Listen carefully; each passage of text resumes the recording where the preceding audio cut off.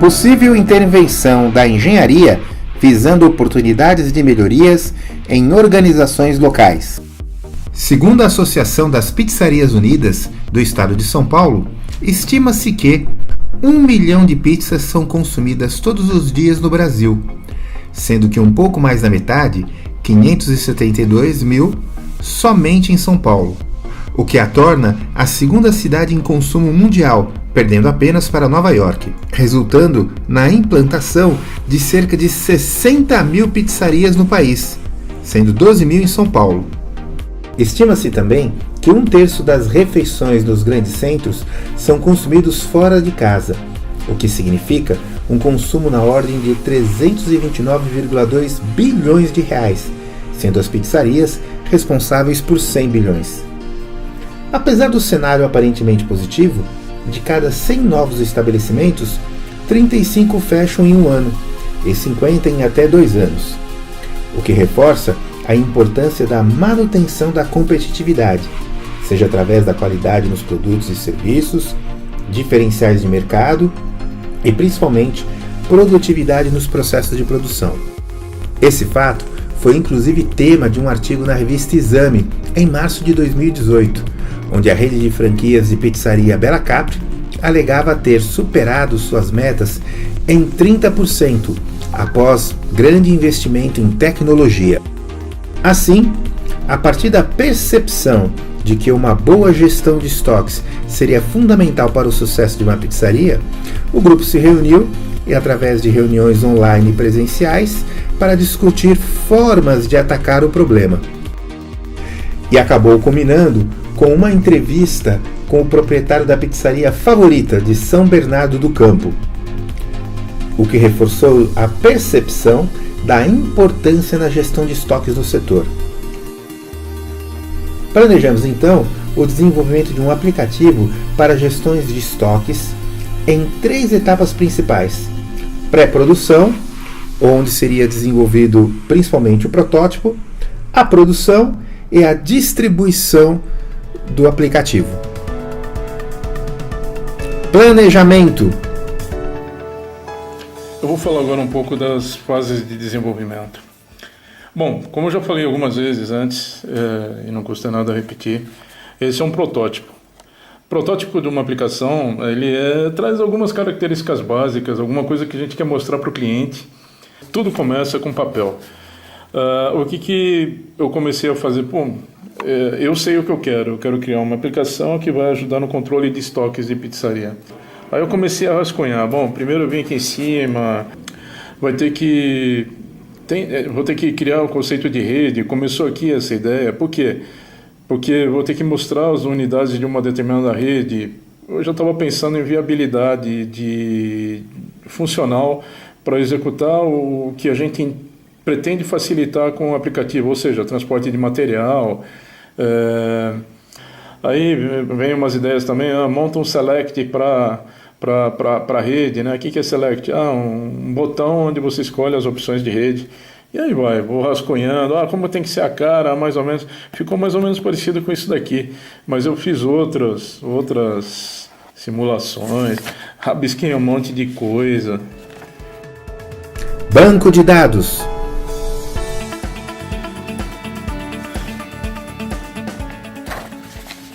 O desenvolvimento do protótipo, ele exigiu que já tivesse um banco de dados funcional. Por quê? Porque o protótipo ele tem que refletir uma realidade, é uma realidade ainda simples, né? Por isso o banco de dados é bastante simples. Esse banco, no nosso caso, ele é composto por 5 tabelas, né? Uma tabela de usuário, o usuário ele é dono de uma rede. A rede, eu digo loja, eu utilizo o termo loja sempre, mas na verdade a gente está tratando de pizzarias, né? Então tem um usuário, ele tem uma ou mais redes de pizzaria. Essas redes, elas têm um conceito virtual, porque ele pode ter 10 pizzarias e o negócio dele ser único, mas para refletir uma realidade que foi percebida, por exemplo, como o objetivo é a troca de materiais, de matéria-prima, né, para a produção das pizzas, de forma a otimizar o estoque, não adiantaria eu pensar em levar um saco de farinha de São Paulo para uma loja localizada em Fortaleza, porque seria inviável. Então, mesmo sendo um negócio único, uma única rede comercial, a gente virtualiza ela em sub-redes, né? A gente virtualiza em redes de forma a refletir uma realidade do negócio que possa possibilitar a utilização do aplicativo de uma maneira verdadeiramente útil, né? Então, voltando, eu tenho uma rede de pizzarias que tem um usuário, aqui o usuário pode ser o dono, mas na verdade é a pessoa que vai utilizar a aplicação, né? Então é uma rede de pizzarias que tem um usuário associado que pode utilizar as informações dela. Essa rede é composta por lojas e eu posso ter várias redes no mesmo negócio, basta associar o mesmo usuário. Cada loja tem o seu estoque, que é composto por produtos. Então, basicamente, eu tenho redes de pizzarias que tem um dono, a rede é composta por lojas, as lojas têm um estoque e o estoque tem produtos. Eu vou mostrar agora as estruturas da tabela como elas são, né? As tabelas, elas são 5 tabelas, né? Tabelas de usuários, por exemplo, deixa eu entrar nela. Tem as informações. Vamos ver a estrutura. Tem as informações, tem o CPF, que é o login, que é o usuário na aplicação, a gente vai utilizar o CPF. Tem o nome dele para a gente saber quem que é. E eu tenho as lojas. As lojas, eu fiz uma distribuição geográfica aqui justamente para poder exemplificar uma funcionalidade da aplicação. Então tem as lojas, tem os produtos e tem o estoque. Protótipo. A aplicação, que é uma aplicação web, ela roda em qualquer browser. O aplicativo vai estar disponibilizado na rede pública, então de qualquer lugar que tenha internet ou do celular mesmo, o gestor vai poder utilizar o aplicativo. No caso tem que colocar o IP, o hostname, no caso é localhost porque eu estou rodando no mesmo servidor. E o nome da aplicação. Existe um controle de senha, como se trata de um protótipo, eu já veio até com o meu usuário, né? A gente vai pedir para usar, normalmente vai vir assim, ó, branco e branco. Então vai ter que digitar o usuário, que é o CPF, e a senha, que é o RA. Nesse caso. Eu vou digitar errado, só para a gente ver o que acontece. Enviar. Ele me segura, ele diz, sua senha não está correta. Então ele dá até a chance de tentar novamente. Nesse caso eu não vou mais sabotar minha senha, então ela já vem digitada, uma facilidade.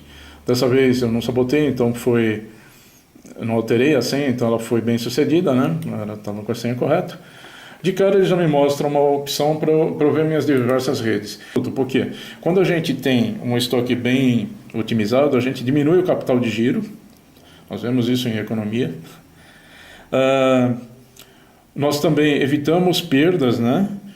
Desperdício, por exemplo, se eu compro muita farinha e não consigo usar no tempo do prazo de validade, eu tenho que jogar esse material fora, então seria um desperdício. Se eu, por acidente, comprar muita farinha ou por uma situação daquelas assim, o caminhão quebrou e ele me ofereceu a farinha pela metade do preço, eu comprei um monte. Aí eu deixei na loja, mas eu vou distribuir para as minhas outras lojas da mesma rede. Por quê? Porque eu tenho a possibilidade de fazer isso. Eu vou ser ajudado por esse aplicativo justamente a tomar essas decisões. O aplicativo, ele está me mostrando as redes, né? Ele mostra as lojas de cada rede e a quantidade de material que tem, por exemplo, para cada loja, né? Na loja 1 eu tenho uma quantidade de farinha de 24 sacos de 60 kg, quando o mínimo necessário para o bom funcionamento seria 10 e o ideal seria 11. Eu estou com excedente, por isso que abriu esse alerta vermelho aqui, quando só os caracteres são vermelhos. É diferente desse outro alerta vermelho aqui, que é um alerta me dizendo, olha, essa pizzaria vai parar, porque vai acabar a farinha. Esse alerta é mais grave. Aqui eu estou com chance de parar no dia. Então, nesse caso aqui, a primeira coisa que eu pensaria olhando essa tela logo assim de pronto, né, seria, procura um lugar aqui, no caso está até sobrando na loja 1 cebola fatiada, então manda um boy lá pegar alguns quilos de cebola fatiada. Eu estou vendo que eu tenho uma diferença de pelo menos 2 quilos para carregar, manda trazer 4. Aqui está sobrando, eu precisaria ter 18, está sobrando, eu tenho 30, está sobrando 12, traz 4, 5 e resolve o meu problema aqui de imediato. Bom, vamos dar uma olhadinha na outra rede, na rede de Mogi. Na rede de Mogi. Então, aqui minha situação é, aqui eu estou faltando cebola in natura na loja 1 e vai parar a minha loja se eu não fizer alguma coisa rápido. A mesma coisa aqui, na loja 3 está faltando catupiry. Tem que resolver isso aqui rápido. Então, a primeira coisa que eu faço é eu vou procurar algum lugar onde eu tenha excedentes. Quando eu tenho muito excedente, liga esse outro alerta aqui, que só o caractere é vermelho, que é um alerta menos grave do que esse outro, né? E aqui está dizendo, está sobrando, então transporta da loja 2 o catupiry para a loja 3. Obviamente a gente vai colocar outros alertas com o tempo, a gente vai colocar até funcionalidades do tipo, a sugestão é tira esse material da loja tal, tira uma quantidade tanto dessa loja, da outra e repõe na outra e aí vai. Vamos voltar lá para a rede anterior. Poxa, muitas lojas, muito produto.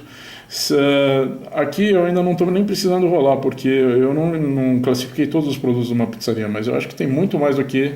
Deve ter uns 15 aqui.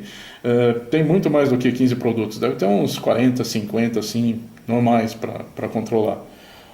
Quando isso acontecer, vai ter rolagem de tela. Só que quando eu tiver 40, 50 produtos, eu posso colocar em ordem alfabética, ajudaria tudo, mas eu posso criar grupos de demonstração, como por exemplo, insumos básicos de produção. Vai me trazer os produtos que eu classifico como insumo básico. Isso é configurável pelo próprio gestor, o gestor, o usuário do produto. Mas eu também posso ir direto ao produto. Eu posso clicar no produto, por exemplo, eu quero ver a quantidade de presunto. Vai me mostrar só presunto para essa rede. Voltando àquela funcionalidade, insumos básicos de produção. Aqui eles estão definidos como farinha, molho de tomate, orégano e mussarela. E é isso, basicamente a funcionalidade está aqui. Eu tenho o botão de sair. É claro, eu vou ter módulos, por exemplo, a ideia é clica na loja e você vai poder alterar os volumes aqui, né, as quantidades. Por quê? Porque a gente precisa de ter esse recurso. Ele precisa sempre atualizar o banco de dados de uma maneira real. Então, se eu transporto o produto de uma loja para outra, eu tenho que vir aqui e acertar esses números para que eles reflitam essa nova realidade. Então, é só isso.